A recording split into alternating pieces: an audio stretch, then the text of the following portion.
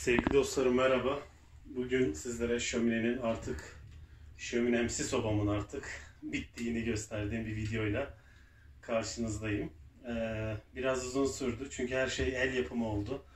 Ve gerçekten ilk kez yapan biri için de, hiçbir şey bilmeden ilk kez yapan biri için de biraz zor oldu. Yardımlar aldım tabii arkadaşlarımdan. Onlar da sağ olsunlar. Çok katkıları oldu bana. Kuzinemizi daha önce denemiştik. İçerisinde kumpir patatesler yaptık en büyük boylarından. 3 tane patatesi gerçekten müthiş bir şekilde kumpirimiz için hazırladı. Daha önce bir video çekmiştim aslına bakarsanız ama kamerayı dik tuttuğum için bu videoyu sizlerle paylaşmak istemedim. Çünkü dik görüntüde gerçekten izlemesi de zevksiz oluyor. Bugün 3. kez yakıyorum sobayı. Tamamen şu an bitti diyebilirim. Üzerine ekleyebileceğim ya da yapabileceğim hiçbir şey kalmadı. Genel anlamıyla zaten size anlatmıştım. 120-125 tane kadar tuğla gitti. 3 pakete yakın şömine harcı gitti. En alt tabakası için de kendim biliyorsunuz normal bir harç karıp bir yalıtım tabakası hazırlamıştım en alt için. Geçen seferlerde yaktığımda hava 0 dereceydi. İçerideki güneş enerjisinin şarj regülatöründen gördüğüm kadarıyla 0 dereceden yaktıktan yarım saat sonra 7-8 dereceye, 1-2 saat sonra da tamamen 20 derecelere çıkıp 20 derecede sabit yanabiliyor. Tabii bunu bir hem şömine hem de odun sobası gibi düşünmek gerekiyor. Öndeki cam bir fırın camı. Çok fazla ısınırsa patlar. Yani 300-400 derecelerin üzerine çıktığında ve ateşe çok yakın olduğu zaman maalesef patlıyor. Ama bunu tavında tutarsanız, yani sağdaki ve soldaki kestiğim odunları görüyorsunuz. Bu odunlardan 2-3 tane atıp yakıp daha sonrasında birer tane ekleme yaparak içerideki ortamı 21 metrekareden bahsediyorum. 20 derecelerde çok rahatlıkla tutabilirsiniz ve geçen sefer mesela biz 8-9 tane meşe odunu yakmıştık. Yaklaşık 6 saat, 7 saat konteynerin içini sıcacık tuttu. O gün dereceye bakmamıştım açıkçası. Ama içeriği o kadar sıcak tuttu ki bize de sıcaklığını gerçekten hissettirdi ve içeride oturması çok zevkli oluyor ateşi izlerken. Siz de görüyorsunuz. Dediğim gibi o gün kuzinesini de denedik. İçeriği ısıtmasını da denedik. Gayet güzel. Tabii şöyle bir durum var. Tamamen ateş tuğla olduğu için tuğla içeride ısıyı hapsediyor. Çıkacak ya bacadan ısıyı alabilmeniz gerekiyor ya da en üst katmana koyduğum şu ışıklı yeşilliğin bir üstüne mesela ben oraya saç koydum ki çaydanlık vesaire ya da oraya kestane attığımızda, mandalina kabuğu attığımızda oradan da ayrıca bir hem kokusunu hem sıcaklığını hem de oranın pişirme özelliğini kullanabilelim istedim. Ön taraf cam, aksam tarafından ısıyı evet birazcık iletiyor ama tam iletmiyor. Çünkü ısı cam onu orada muhafaza ediyor. Kuzine tarafından sıcaklığı alabiliyoruz ve hissedebiliyoruz. Tekrar merhaba. Tekrardan merhaba. Telefon az önce düştüğü için şimdi tekrar sıfırdan göstermek durumundayım. Kuzineyi size göstereyim. Şu an mesela o kadar sıcak ki daha az önce yaktım ve şu an alüminyum tepsi tutulmuyor. Gerçekten tutulmuyor. Şöyle bir maşayla tutayım. Ben bu kadar sıcak olacağını düşünmemiştim aslında. Gördüğünüz gibi. Tabii dış kapak bu kadar sıcak değil.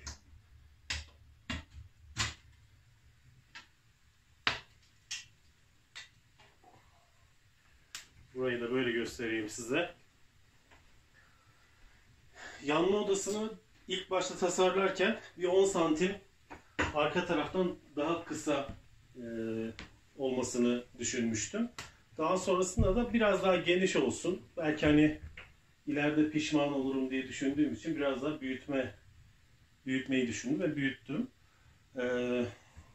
Gördüğünüz gibi yanma odasının etrafında oradan belirgin mi bilmiyorum ama göstereyim ben şöyle. İç tarafı komple ekstra ince ateş tuğlalarıyla çevrili ki sıcaklığı yanlara değil ön tarafa ve yukarı tarafa versin diye. Şu an gerçekten hiçbirine el değmiyor. O kadar ısınmış durumda. Ki kuzine felaket. Üç tarafı çevrili, tamamen yukarı veriyor. Şu ön tarafa bir tane daha ekledim. Bu eklediğimde ısıyı cama doğru değil de yine çarpıtarak yukarıya doğru versin diye. Aslında bunun etrafı desteklenebilirdi. Ateşi yine izlerdik. Sadece şu kadar bir mesafeden. Daha az cama sıcaklık gelirdi ve daha çok yukarıya sıcaklık giderdi. Buradaki püf nokta, biliyorsunuz, kuzinede bir şeyleri tam anlamıyla pişirebilmek ve burada ısınabilmek. Kuzine tamamen işlevini görüyor. Isınmaktan yana da hiçbir problemimiz yok. Biraz süsledim böyle ekstra yeşilliklerle, süs yeşilliklerle. Umarım hoşunuza gitmiştir. Çok keyifli oldu gerçekten. Şimdi mesela ateş böyleyken şu an hala bir harda ateş var. Benim odunlarım da sol taraftakiler söğüt, sağ taraftakiler de meşe. Benim odunlarım da biraz maalesef ıslak. Yaş odun diyelim. Böyleyken mesela bir tane daha odun atabilirsiniz. Zaten o anca nemini alıp sonra yanmaya başlıyor. Ya da bu harlı ateş biraz dindiğinde tekrar üstüne ekleme yaparak onu da orada böyle birer birer ekleyerek saatlerce başında oturabilirsiniz. Ben sadece şu an deneme ateşi yaktım. Bir görelim bakalım ne oluyor diye üçüncü kez. Çünkü kar yağdığında buraya gelip bunun keyfini çıkarmak istiyoruz. Bir problem çıkmasın, şimdiden deneyelim ki. Sıcaklık cidden çok yüksek. Kuzineye elimi değmedim. Daha önce bu kadar ısınmamıştı bu kuzine. Demek ki ön tarafa koyduğum tek tuğla, ateş tuğla bile çok şey fark ettirdi. Bu da çok hoş oldu. Bu arada ekstra ısınmak için, hani sıcaklık yeterli gelmiyorsa, kuzinenin kapağını açarsınız. Buradan ciddi anlamda sıcaklık geliyor. Bu sıcaklığı da kaçırmamış olursunuz. Denememiz böyle. Benim hoşuma gitti. Tüm kaçak, duman kaçırdığı noktalar vardı. Onları vesaire giderdim. Çok fazla sorun çıkarmadı aslına bakarsanız. Sadece acemi olduğumuz için sorunlar çıktı. İşi bilen birisi bunun tabii ki çok daha güzelini yapabilir. Bizim işimizi gördü. Görmeye de devam edecek inşallah. Size aktaracaklarım bu kadar. Daha önce bahsetmiştim sanırım videoda. Bu sacların hepsini hurdacılardan aldık. Hurdacılardan tüm bir plaka şeklinde alıp, o da şans eseri yani denk geldi, aldık, kestik. Bunun ortasını kestik vesaire. Biraz kaynak, biraz kesme işlemi vesaire derken bu şekilde hazır hale getirdik ve kullanıyoruz. Şu anki ateşin görüntüsü sizce de çok güzel değil mi ya? Yani normal sıradan bir soba almak yerine ya da minicik penceresi olan bir soba almak yerine bence bu çok daha güzel oldu. İleride şöyle bir şey yapabilirim. Bu da bir fikir olabilir sizin için. Buradaki yanma odasını bir tuğla daha alttan üstten genişletip tamamen açıp yukarıdaki bacağı da tamamen iptal edip buraya tekrar tuğlayla baca örersek, ördüğümüzü düşünelim. O zaman çok daha güzel olacak. Tabii ki bacağının tamamen tavandan veya yine aynı noktadan çok daha geniş bir şekilde çıkması gerekiyor. Şömine mantığıyla. Çünkü dumanı çok iyi çekmesi ve iyi hava alması gerekiyor. Bu arada size söylemediğim şu var. Normalde buranın yerinde siyah bir tuğlamız var. Onu kapattığınız zaman ateş böyle harıl harıl yanmıyor. Yani hava almayı kesiyoruz. Çünkü bunun arasından bir hava gideri var. Ateş orada rahatlıkla yanabilsin diye bir hava gideri var. Onu kapattığımızda ateş tamamen köz halinde daha uzun sürede yanıyor. Şimdilik ben böyle bir süslediğim için böyle durdu. Biraz da ateş hızlı yanıp hemen sönsün. Bir görelim bakalım ne olup ne bitiyor diye. Şu an camın maşallahı var. Şöyle açayım ki. Odunlar ıslak olmasa normalde kuru meşeyle denedik işte biz ilk yaktığımızda. Bu şekilde yaktığınızda hiçbir şekilde tütmüyor. Yani içeriye değil, tamamen bacağı tüteni çekiyor. Kuru odun tütmüyor ama yaş odun maalesef bakın birazcık tütüyor. Şu an içeriye hafif hafif dumanı geliyor.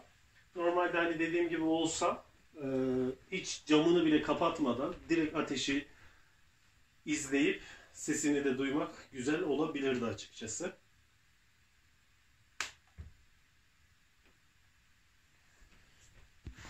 Şöyle sizi yaklaştırayım mı?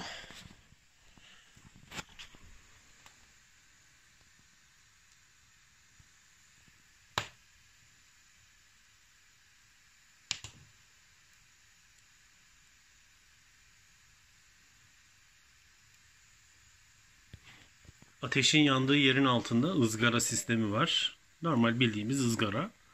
Tel örgü falan koydum ben oraya ki ateş aşağıya düşmesin diye. O orada yanıyor. Yananların hepsinin külü direkt otomatik olarak aşağıya düşüyor. Aşağıya nereye düşüyor? Bu yeşilliklerin oraya düşüyor. Orası için de hemen böyle şeyi sokuyorum. Bir tane aparat yaptım. Onu içeriye sokuyorum. Tüm külü alıyorum. Boşaltıyorum. İçeride hiçbir şekilde bir pislik kalmıyor. Bu arada bu siyahlıklar yanmadan dolayı değil. Ben buraları boyadım. Karartma yaptım. Ki ateş daha iyi yansısın diye cama. Bir öncekinde böyle değildi. Şu an fark ettim ki ateş gerçekten daha güzel izleniyor. Şuradaki ateş tuğla olmasa biraz daha güzel olacak. Ama onun da bir görevi var. Orada ateşi daha fazla cama gelmesini engelliyor. Bu şimdi bu şekilde tahminimce 1-1,5 saat kadar kendi kendine yanar. Eğer alt tarafını kapatırsam 2 saati vesaire de geçer. Bu şekilde yansın.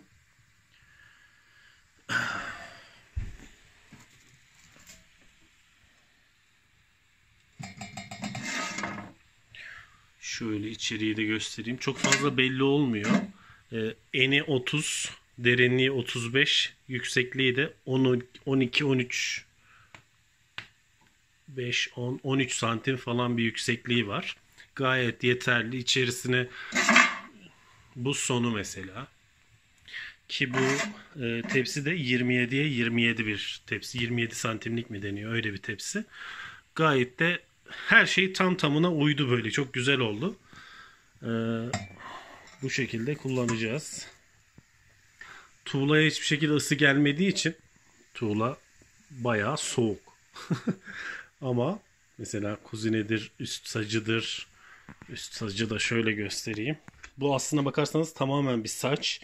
Daha öncekinde harcı ince yapmıştım ama maalesef harcın arasından duman kaçırıyordu. Onu engellemek için şurayı temizlemem gerekiyor biraz üzerine. Çünkü hala harç pisliği var. Duman kaçırıyordu. Ben de o yüzden biraz daha geniş bir harç attım.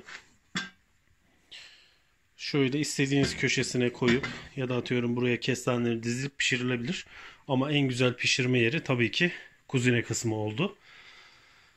Şu anda bayağı güzel bir sıcaklık durduğum yere kadar veriyor mesela. Çünkü dedim ya etrafını ördüm. Hiçbir şekilde tuğla önden, arkadan, yandan ısıyı emmiyor. Isıyı verebileceği iki nokta var. Ön tarafı ve bacası. Ön taraf açık olduğu için direkt böyle bacadan sıcaklığı vermeden hemen bize doğru veriyor. Boru şu anda güzel, bayağı sıcak. Bu şekilde sevgili dostlarım. Umarım hoşunuza gitmiştir. Umarım size bir fikir verebilmişimdir. 2 tane aplik aldım.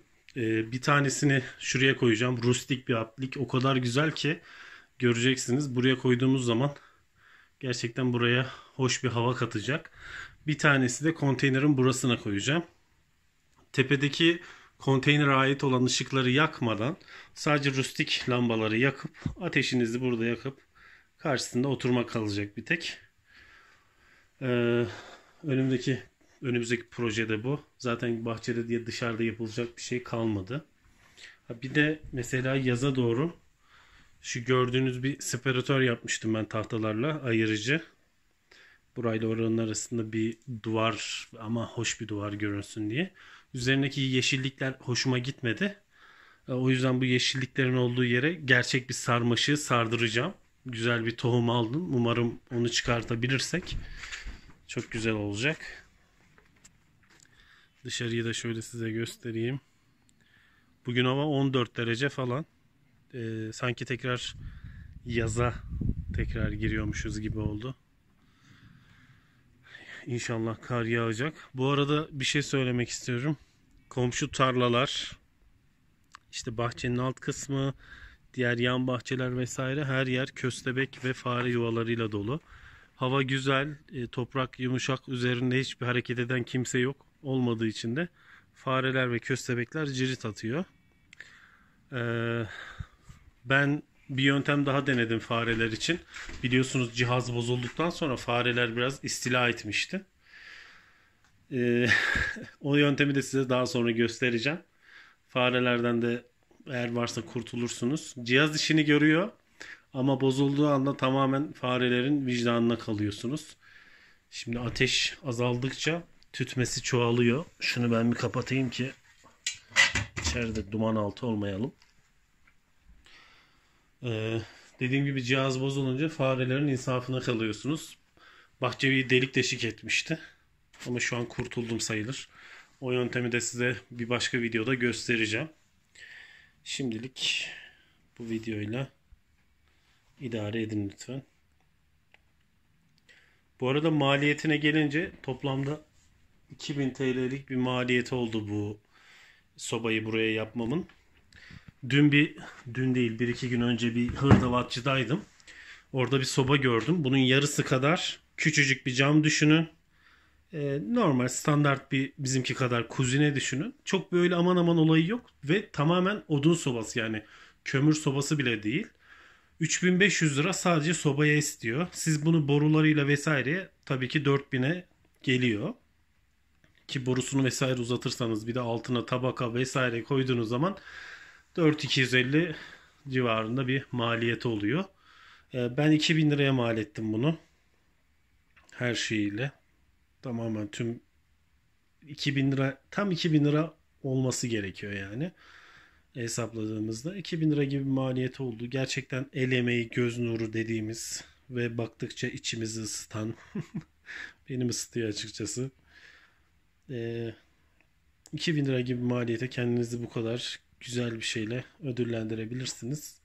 Konteyner evin değerine değer katmış olduğumu düşünüyorum açıkçası.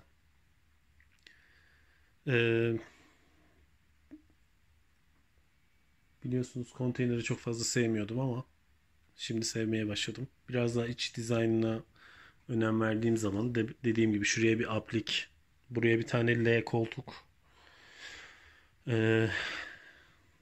Sobamız zaten yerinde. Birkaç tane fotoğraftı, tabloydu. Onları da eklediğimiz zaman burası gerçekten küçük bir otel odası gibi olacak. Hani bir ev havasını 21 metrekarede yakalamanız mümkün değil. Ama çok güzel otel odaları var biliyorsunuz. Böyle ev sıcaklığında, ev tadında duruyor. O tarzda bir şeyler yapılabilir. Onu öyle, burayı böyle değerlendireceğim. Şu iki tane gördüğünüz pencereyi de tamamen komple camla değiştireceğim. Dev iki tane cam düşünün. Burada oturduğunuz zaman dışarıyı net göreceksiniz. Ateşi izlerken de dışarıda kar yağıyorsa, karlı bir hava varsa dışarı bakıp içiniz üşürken içeriye bakıp da böyle bir hem romantik hem nostaljik bir hava yakalayabileceksiniz. Buraya da belki bir tane pencerelerden birini buraya eklediğim zaman burası çok şey olabilir, böyle hem ışıl ışıl, ışığın içeriye direkt girdiği, hem de güzel bir ortam olabilir. Bu tarzda bir şey de düşünüyorum. Öyle bir camda bakacağım ama şu an acil yapılacak işlerimin arasında yok. Zamanla onları da halledeceğim. Dediğim gibi karın yağmasını bekliyorum. İnşallah yağarsa da o zaman da size işte yine kuzinede kumpir, kestane, işte muzun üstünde çikolata vesaire birçok şey yapıp sizinle paylaşmak istiyorum. Umarım yapabiliriz. Kar yağar. Aktaracaklarım bu kadar. Görüşmek üzere. Kendinize çok iyi bakın. Hoşça kalın.